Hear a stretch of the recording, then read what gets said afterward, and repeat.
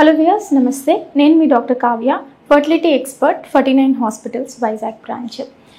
ఈ వీడియోలో మనము ఐవీఎఫ్లో ఉండే అపోహలు, దాని మూలంగా ఎంతమంది పేషెంట్స్ ట్రీట్మెంట్ రిక్వైర్మెంట్ ఉన్నా సరే మన దగ్గరికి రారు, వాటి గురించి వివరించుకుందాం.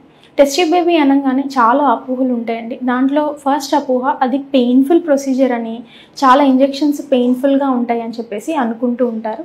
ఐవీఎఫ్లో ఇంజెక్షన్స్ ఏవైతే ఇస్తామో అది చిన్న ఇన్సులిన్ సిరంజ్, ఎవరైతే పెద్దవాళ్ళు ఇన్సులిన్ వేసుకుంటారో అంతకన్నా సన్న సిరంజ్తో ఇంజెక్షన్స్ ఇవ్వడం అనేది జరుగుతుంది.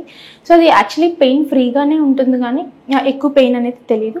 అలాగే ఎగ్ బయటకు తీసుకునేటప్పుడు కూడా ఏంటి అంటే మనము మత్తి ఇచ్చి ఎగ్స్ బయటకు తీయడం అనేది జరుగుతుంది అనమాట. సో అదొక జస్ట్ 1.5 hour ప్రొసీజర్ ఉంటుంది. పేషెంట్ ఎగ్ పికప్ అయిన తర్వాత ఈ 1.5 hourలో లేసి కూర్చోవడం కూడా కూర్చోవచ్చు. సో అంత పెయిన్లెస్ ప్రొసీజర్ అనమాట. ఓన్లీ పెయిన్ కారణంగా అయితే మాత్రం ట్రీట్మెంట్ రిక్వైర్మెంట్ ఉంటే వెళ్లకుండా అయితే ఉండకూడదు.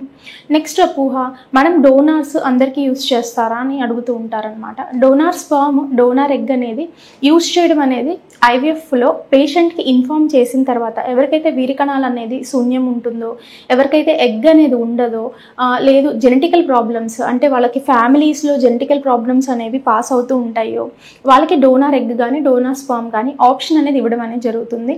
అది పేషెంట్ ఒప్పుకున్న తర్వాత మాత్రమే, పేషెంట్ అనేది అంగీకారం తీసుకున్న తర్వాత మాత్రమే వాళ్ళకి స్పర్మ్ డోనార్ గ్యామెట్స్ అనేవి యూజ్ చేయడం అనేది జరుగుతుంది. లేకపోతే రెగ్యులర్గా అందరు ఐవీఎఫ్ పేషెంట్స్కి డోనార్ గ్యామెట్స్ అనేది అవసరం ఉండదు. సో వాళ్ళ ఓన్ గ్యామెట్స్ మాత్రమే ఐవీఎఫ్లో ప్రొవైడ్ చేయడం అనేది జరుగుతుంది అనమాట. మేడం డెలివరీ ప్రొసీజర్ నార్మల్గా అవుతుందా అని అడుగుతూ ఉంటారు. సిజేరియన్ నార్మల్ డెలివరీ అనేది వాళ్ళకి 9 నెలలు నిండిన తర్వాత బేబీ వెయిట్ మీద, వాళ్ళకున్న ఆరోగ్యపరమైన ప్రాబ్లమ్స్ పైన, పేషెంట్ వెయిట్ పైన, బీపీ, షుగర్ అట్లాంటి వాటి అన్నిటిపైన కూడా ఆధారపడేసి ఉంటుందన్నమాట. జనరల్లీ మేము ఐవీఎఫ్ చేసిన తర్వాత పేషెంట్స్ని నియర్ బై హాస్పిటల్కి రిఫర్ చేయడం అనేది జరుగుతుంది. చేసుకున్న తర్వాత పేషెంట్ కండిషన్ బట్టి నార్మల్ డెలివరీయా సిజేరియనా అని చెప్పేసి అక్కడ డిసైడ్ చేయడం అనేది జరుగుతుంది అనమాట.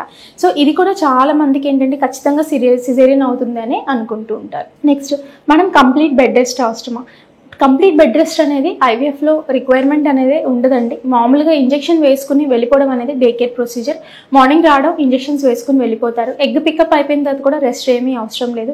ఎంబ్రియో ట్రాన్స్ఫర్ చేసిన తర్వాత 24 hours నుంచి 48 hours కొంచెం రెస్ట్లో ఉండమని చెప్తాము. తర్వాత వాళ్ళ రెగ్యులర్ యాక్టివిటీస్ ఎలాగున్నాయో అలా మనం యాక్టివిటీస్ చేసేసుకోవచ్చు. ఆఫీస్కి వెళ్ళే వాళ్ళు ఆఫీస్కి వెళ్ళిపోవచ్చు, టీచింగ్ ప్రొఫెషన్ టీచింగ్కి వెళ్ళిపోవచ్చు. సో కంప్లీట్ బెడ్ రెస్ట్ అనేది మాత్రం మనం చెప్పమన్నమాట. So not require for complete pregnancy.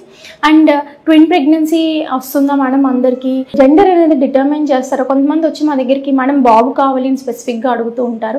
ఇవన్నీ ఏంటంటే వెరీ వెరీ వెరీ మిస్కాన్సెప్షన్ అనమాట. మనం ఐవీఎఫ్ ప్రొసీజర్లో జెండర్ డిటర్మినేషన్ కానీ, కంపల్సరీ ట్విన్ అవ్వాలని ట్రీట్మెంట్ చేయడం కానీ కుదరదండి, నాట్ పాసిబుల్. మనం పేషెంట్ ఏజ్ బట్టి దానికి కొన్ని గైడ్ లైన్స్ ఉంటాయి. ఎన్ని ఎంబ్రియోస్ ఏ పర్టికులర్ ఏజ్ గ్రూప్ పేషెంట్స్కి వేయాలి, వాళ్ళకున్న ప్రీవియస్ హిస్టరీని బట్టి మీరు నెంబర్ ఆఫ్ ఎంబ్రియోస్ని డిసైడ్ చేయడం అనేది జరుగుతుంది. ఎంబ్రియో ట్రాన్స్ఫర్ చేసిన తర్వాత ఒక బేబీ అవుతుందా, 2 babies అవుతాయా, సమ్ టైమ్స్ ఈవెన్ 3 babies అవుతాయా అని చెప్పేసి అది వాళ్ళ గర్భసంచి బేబీస్ పైన ఆధారపడేసి ఉంటుందన్నమాట. ఇన్ దాట్ ఆల్సో ఏంటంటే ఏ జెండర్ ఫామ్ అవుతుంది అని చెప్పేసి కూడా మనం అబ్జర్వ్ చేయడం అనేది కుదరదు అనమాట.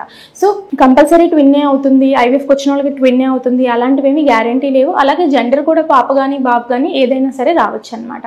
సో ఈ మిస్కన్సెప్షన్స్తో ఏంటి అంటే సగం భయపడి రారు. సెకండ్, ఐవీఎఫ్ ట్రీట్మెంట్ అంటే ఏదో అపోహ. వీటన్నిటితో ఏంటి అంటే రిక్వైర్డ్ పేషెంట్స్ కూడా ఒక 10 years 12 years అయిపోయిన తర్వాత మా దగ్గరికి రావడం అనేది జరుగుతూ ఉంటుంది అనమాట. సో ఈ అపోహలు పక్కన పెట్టి ఐవీఎఫ్ రిక్వైర్మెంట్ ఉన్న వాళ్ళు మాత్రం హాస్పిటల్కి వచ్చి ట్రీట్మెంట్ చేయించుకోవడం ద్వారా వాళ్ళకి సంతానం అనేది కలిగే అవకాశం అనేది ఉంటుంది. Thank you.